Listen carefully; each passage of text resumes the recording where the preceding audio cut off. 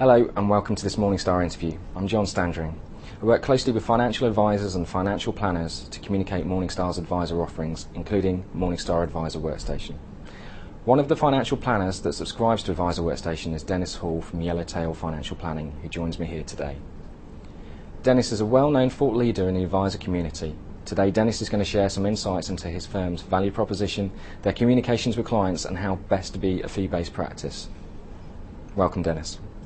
Dennis, can you start by giving us a brief overview of your practice and an outline of your value proposition? My practice, we're not a large firm, we're a small firm. Therefore we can only deal with a small number of people. It's myself and two paraplanners. Both paraplanners are authorised with the regulator, of course, which means that I can just get on with doing the work that I have to do in front of clients, but any of the ongoing work can easily be dealt with by the team. But we try to give a very clear and concise offering to a select number of clients who are currently number under 50. What do you think is most unique and valuable about your service compared to other advisors? I don't know that it's any more valuable than another service. It's just that we know exactly who we want to deal with. So it's a specific gender, a specific age group and a specific level of wealth. And so all of our offering is geared around meeting the needs of those people.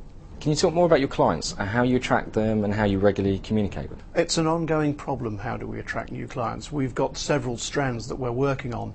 Social media, for me, is the most exciting, as I think that will allow us to be able to target them a little bit more closely and carefully and do some good low-cost ways of attracting these clients. But we're also working with professional connections, and as anyone who knows who's tried to develop professional connections, it's a long-term process. It's something that doesn't really deliver results overnight.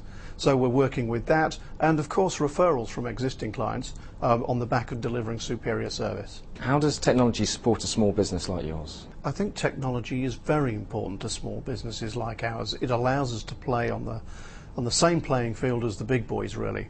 Our clients, like everyone's clients, are demanding more frequent, better quality information and outputs from us.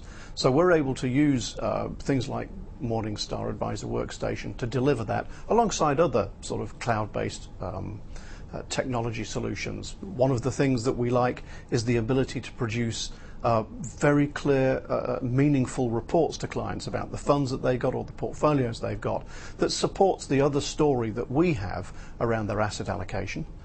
The other thing that we're working on at the moment is the delivery of information to our clients through the web portal, so that we have a good, secure method of delivering communication that actually isn't going to be chocked up in the post with postmen who decide whether they're going to deliver it or not. And technology in other areas is allowing us to produce good content on the website, not only to support our existing clients, but to help us attract new clients too. How do you use the research available to you as part of your client proposition? As a firm that has got a predominantly passive stance to portfolio construction, you may think that we don't need the research capabilities, but we do, in that we have new clients that come on board with a whole jumble of things or their own ideas about how their portfolio should be constructed, and we can compare our portfolio past performance, the style, against what they've already got, and as part of an education process. So it really does help us, particularly in those early years as we're trying to bring a new client on and help them understand what it is that we do and why we do it the way we do. So research is very important to us. What are the biggest challenges facing you? I think the biggest challenge that we have, it isn't RDR, and it isn't qualifications, and it's not really the development of a fee proposition, because we've been working on that for several years. The biggest challenge for me and people like me seems to be the acquisition of new clients. And so we use technology where we can, social media, and anything that we got at our disposal to help us get in front of the right clients cheaply, quickly and efficiently. What advice would you give financial advisors that are changing their practices' value proposition and becoming fee-based? I think the more work that you do beforehand into it being able to define exactly what it is you're going to be doing, who you're doing it for, and the level of charges that you need to make in order to create good value for your clients and a profitable business is going to be time well spent. It's having a lot of good structure and good thinking behind before you actually start putting pen to paper almost. Dennis, thank you very much for sharing your insights into your value proposition and your client service.